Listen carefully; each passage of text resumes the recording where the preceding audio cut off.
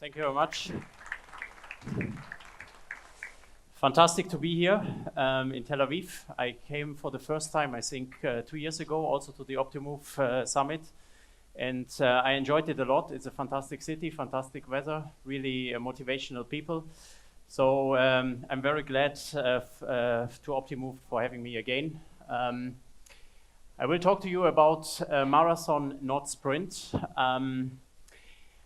I think as was said before, in travel, our product is very transactional. So you have many sites you can go to, and usually our relationships are one-time relationships. This is what we see with data. Therefore, really building a long-term relationship with the customer is for us a marathon rather than a sprint. So building this based on data. I will show you a bit what lastminute.com is about, then what we think about brand marketing and how we do brand marketing, something I'm tremendously proud of. It might also sound a bit different from what the other players in the space are doing, but I think it's essentially where we need to go. And then last point will be about the technology and how we are working with Optimove to set up all of this with our customers. So therefore, put yourself a bit into flight mode and enjoy the show, because I think what I will present to you is really key for us, and I think you can also take something away from it. So coming to lastminute.com, what you see here is essentially our mission to be the most inspiring, to be the most relevant and inspiring company committed to enriching life of our travelers. And there are two keywords, relevant and inspiring. So being relevant throughout our marketing campaigns, through our product, and through all the touch points we have with our customers, and obviously inspiring our customers with our message to ultimately enrich their life. So this is really deep to the heart of our company and deep to everything we do through all our different departments. So this is lastminute.com at a glance. We are available in 40 countries, growing, 17 languages. We have 23,000 passengers per day. That is 36 Airbus A380, sorry, every day, every single day. We have 1,200 people working out of 12 countries, of which we have 300 to 400 developers, depending on how you count. Our GTV, so this is gross travel value, is 2.4 billion euros. We have 60 million unique visitors, so unique sessions, Google Analytics definition, per month, and 38% of our bookings are happening on the mobile phone. This number could actually be bigger, but again, there are certain challenges, obviously, with setting up our product right. So this is our geographical reach. You see that we are central to 5 European countries, which is the UK, Germany, France, Italy, and Spain. But then we are expanding, especially towards Scandinavia, Eastern Europe. We are also in the US. We have a brand there which is called JetCost, but obviously much smaller. And now we are expanding to India, Asia. So India is a big focus for us as well, where we did recently a couple of acquisitions. And what you ultimately see is that since 2014 up until 2018, we expanded our scope tremendously. If we are talking about our brands, you see obviously lastminute.com, which is our central brand. In our core markets, and which is also the brand we are using to expand internationally. Then we have Vola Gratis, which is very local to Italy, very strong in Italy. We have Rumbo in Spain, and we acquired about 1 year ago Weg.de in Germany. And I think key for you is also to understand that for each of those brands, we are building a local and unique brand experience adapted to the local consumer and to the local market. What sets us apart from others in our space is our dynamic package, which is very different from the classical tour operator package. So you might know, if you buy from a tour operator like TUI, you have a certain set of days, you have a predefined location, a predefined hotel, and a certain airline you need to take in order to go to this location with a classical tour operator package. With dynamic package is obviously, as the name says, a lot more adapted to what is required for today's traveler in terms of I want to be flexible, I want to have flexible experiences, I want to decide myself on the duration of my stay, on the airline I take, on the hotel category I take, maybe on the specific hotel I want to stay in. So this is something which sets us apart and which is really unique towards lastminute.com, and where we see a lot of growth. So we grew year on year 50–60% with our dynamic package product, which is central to lastminute.com. So taking a step back, this is essentially a slide we are using a lot in brand marketing because it explains the complex world we are living in. And obviously you are all aware we have a lot of competition. We have Booking.com, we have Expedia, which are much bigger than us and who have various diverse brands in the markets we are operating in. So we really have a hard headway there.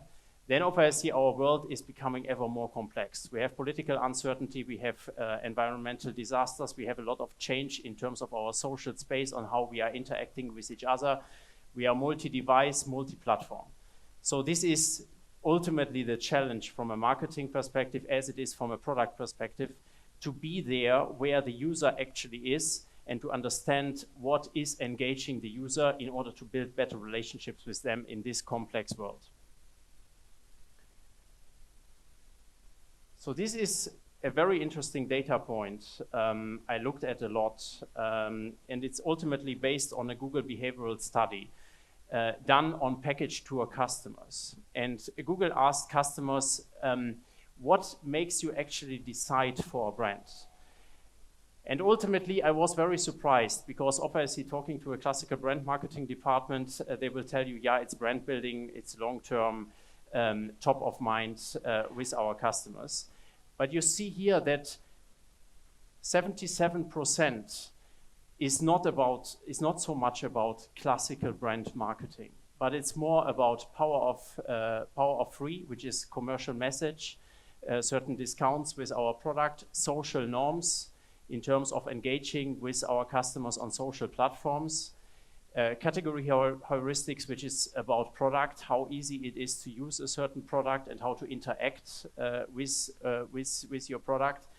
And then 10% on brand authority, which I will also talk a bit about. And this is essentially how do you build brand authority? How do you connect with influencers? How do you connect with certain famous sites in order to build the authority of your brand? So we took those data points and essentially we thought, okay, what is our brand marketing strategy? And the strategy I'm going to explain to you is essentially focused on this. So first of all, clearly, you need to, this is like the bread and butter. You need to have a well-defined brand marketing strategy. So for lastminute.com, we came up with whatever makes you pink, which is flamingo attitude in terms of a flamingo eats shrimps and becomes pink because it eats shrimps. And we thought, okay, for our travelers, it's essentially the same. You know, they go with lastminute.com on a trip in order to have moments they can share with their friends and family, moments to remember. And we thought, okay, this fits very well because ultimately we are about the travel experience, and this is what makes users pink. This is why we have the slogan, whatever makes you pink. And then this brand marketing strategy is not only about setting up a brand marketing strategy. Obviously, we have the flamingo, which is very recognizable. But then at the same time, you might see here, we have also the flamoji, which is a bit small, but it's essentially an emoji of a flamingo, which we use on social media and which is fun and again, resonates very well with our users. So this is a brand marketing strategy. Then the next slide I'm going to show you is about us connecting with key influencers in our markets. And again, looking at our competition, this is something usually travel brands don't do so much, because the question always is, how measurable is this? What is really the impact? But we believe it's absolutely key. So we connected to J-Ax, and J-Ax is an artist very, very famous in Italy, and he actually was about to launch the summer hit of this year. And we thought, okay, we will sponsor and will help you position this summer hit. Obviously, this was a risk. To what extent will this go viral? But we invested in it, and I think now it's at 12 million views on YouTube. So it's very, very famous in Italy, and resonated very well with our audiences. And this is obviously just an example for things we are doing in order to connect with influencers. Then at the same time, it's not only about macro influencers, but it's really connecting to our audiences, to our users, and using them as influencers on social media in order to spread our message. And this is essentially what you see on this slide. So using all our customers as ultimately micro-influencers, but then also working with macro-influencers as J-Ax in order to spread our message. And this is not always about bringing out a commercial message, but really just about the brand marketing message, which is obviously a lot more upper funnel in order to connect with our users. Doing this, obviously we need to make sure to focus on relevant topics. Here you see three topics we are usually using in order to spread our message. So music, I already explained to you. Then obviously food, which is especially to Southern Europeans absolutely central, and which also is a topic which is very social. And then obviously travel. This is absolutely clear. Then personally, I come from performance marketing, programmatic marketing, so I'm always a big fan of programmatic banners, which use data of our users to bring a relevant message. So this is something we are very strong at as well. And usually this is a lot more lower funnel with a price point on top, which is highly relevant to the user. So coming back to what I explained to you from the outset, the power of free and the power of a commercial message. And again, you see that we are very much focused on social. Now, the marketing department of lastminute.com is very much connected to product. I already told you this, but it really goes down to the point that we are sitting with our product managers and are discussing with them the roadmap for next year, are discussing with them initiatives in order to better connect to our users. And this is essentially what my next slide is about, where we are working at the moment, for instance, with the product department on an open search, where you don't necessarily need to give any more a destination where you want to go to, but you enter a beach vacation and then you get certain suggestions on where to take your next vacation. But then it also obviously resonates with specific landing pages for our users in order to deliver the right message which is connected to the right ad. So there is a lot of work and a lot of innovation as well happening together between marketing and product.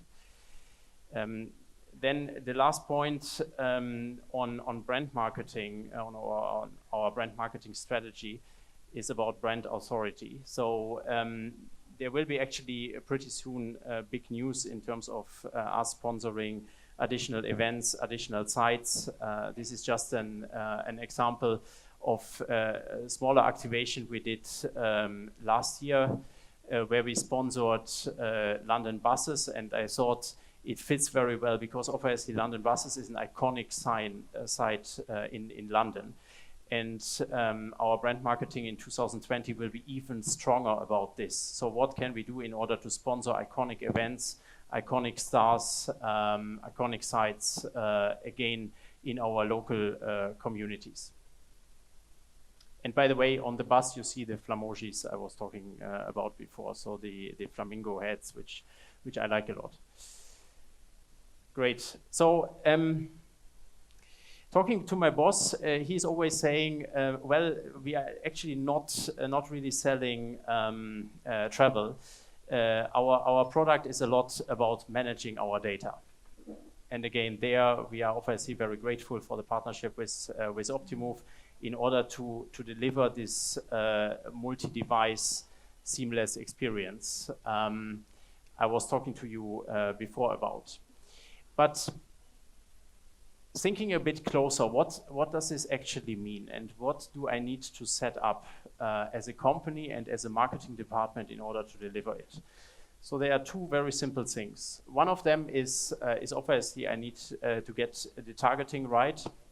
And I'm talking to a lot of marketing tech companies who always tell me, yeah, that is a simple thing, and you connect to us, and then you can make it happen. But obviously, the devil lies in the details. So therefore, we have a huge focus, obviously, from a marketing perspective on this. And then the second point, and this is what today's summit is about, is essentially about audience management and deeply understanding the individual user.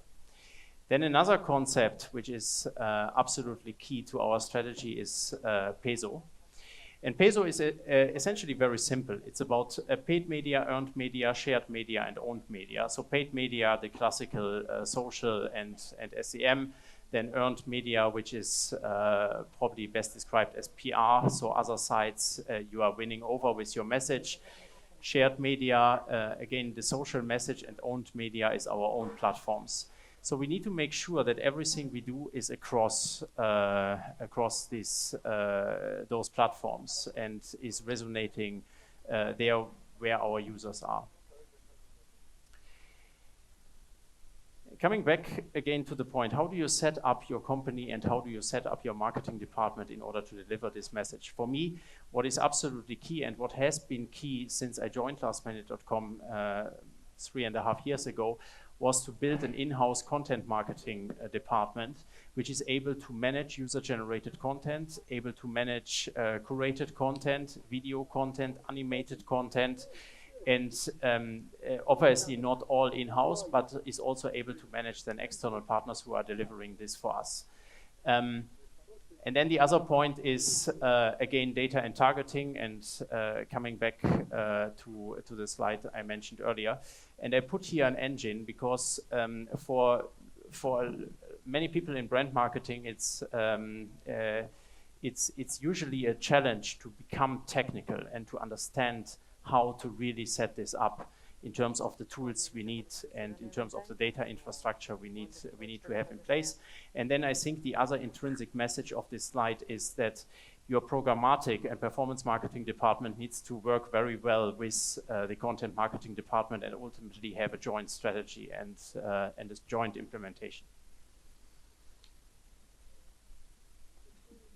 Nurturing our audience, and essentially here you have the CDP as a fertile ground, which Penny talked about earlier this morning, and I think this is something we are working on a lot. How can we deliver a relevant message to the right user at the right moment in time? And obviously, again, this is not the classical funnel. So I cannot think of a user, okay, this user is probably a bit more upper funnel. Tomorrow he might actually be lower funnel.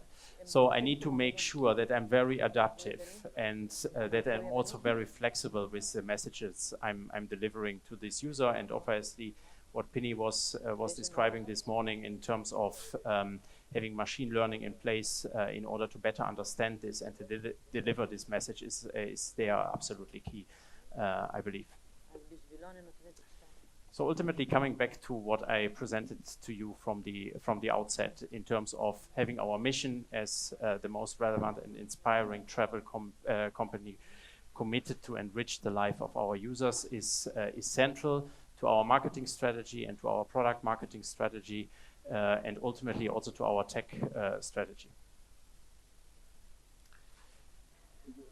And with that, I think my message to you is that because we are talking a lot about loyalty in travel, and there are a lot of loyalty programs, like Booking.com has their Genius program, but ultimately, I think we strongly believe that we need to deliver an ecosystem out there which makes it fun for users to work with us.